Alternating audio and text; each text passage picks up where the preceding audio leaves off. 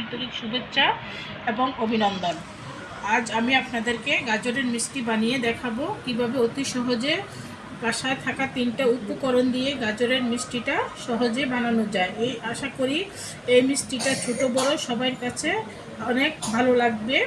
এই শীতের সিজনে গাজরের সিজনে মিষ্টিটা বানানো অনেকই সহজ এবং এই মিষ্টিটা অনেক সুস্বাদু হয়। আপনারা বানিয়ে বাসায় খেয়ে দেখবেন। গাজর দিয়ে মিষ্টি বানিয়ে দেখাবো। আমি এই সাইজের 4টা গাজর নিয়েছি। এগুলো আমি একটা পিলারের সাহায্যে এখন ছিলে নিব। দেখেন বন্ধুরা, আমি একটা মিক্সিং বোল নিয়েছি। গাজরগুলোকে ছিলে আমি ধুয়ে নিয়েছি। এখন একটা গ্রেট মেশিনের সাহায্যে এটাকে গ্রেটিং করে নিব। এভাবে গ্রেট করে নিচ্ছি। আপনাদের কাছে যদি গ্রেটার না থাকে তাহলে আপনারা দা দিয়ে হাতের মাধ্যমে কুচি কুচি করে নিতে পারেন।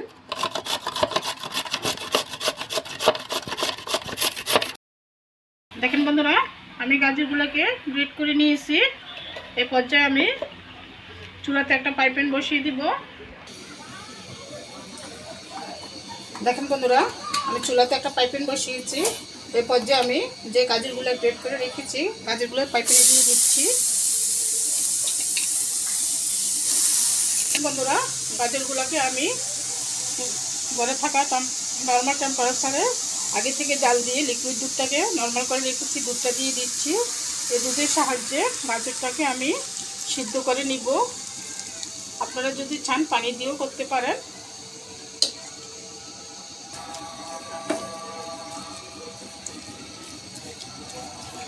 দেখেন বন্ধুরা, গাজরটা সিদ্ধ না হওয়া পর্যন্ত আমি অপেক্ষা করতেছি।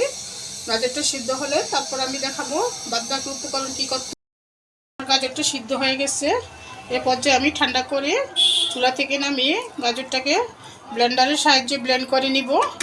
তারপর আপনাদেরকে দেখাবো বাকি উপকরণগুলো কিভাবে করা যাবে। আমি গাজরটাকে ঠান্ডা করে ব্লেন্ড করে নিয়েছি। এ পর্যায়ে আমি চুলাতে একটা পাইপ্যান বসিয়েছি। পাইপ্যানে আমি যে গাজরটা ব্লেন্ড করেছি আর ব্যাটারটা দিয়ে দিচ্ছি। এখানে পুরা আমি গাজরটাকে নেড়ে চেড়ে একটু ঘন করে নিব। এভাবে চুলাতে একটা পাইপ্যানে আপনি এভাবে নেড়ে চেড়ে ঘন করে নেবেন মিডিয়াম আছে।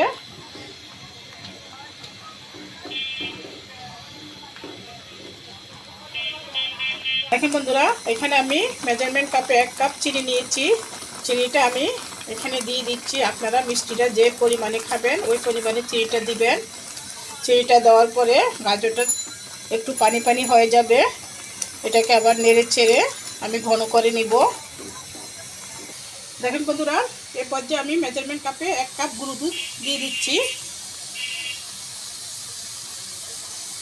এটাকে ভালো করে মিশিয়ে নিতে হবে। এভাবে নেড়ে চেড়ে ভালো করে মিশিয়ে নিতে হবে।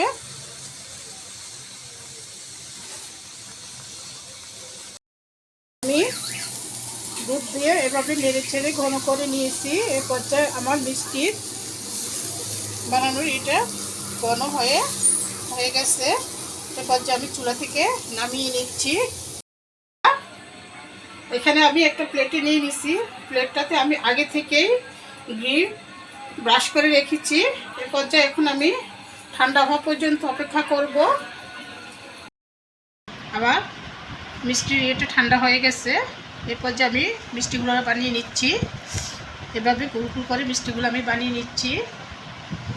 বানিয়ে নিয়ে আপনাদেরকে দেখাচ্ছি।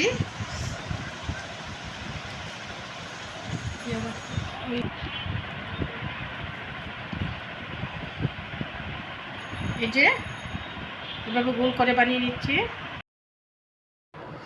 আমি দুধ দিয়ে মিষ্টিগুলোকে কোট করে নিয়েছি। এ পর্যায়ে আমি একটা মিষ্টি আপনাদেরকে কেটে দেখাচ্ছি আমার মিষ্টিটা কতটা নরম এবং আকর্ষণীয় হয়েছে।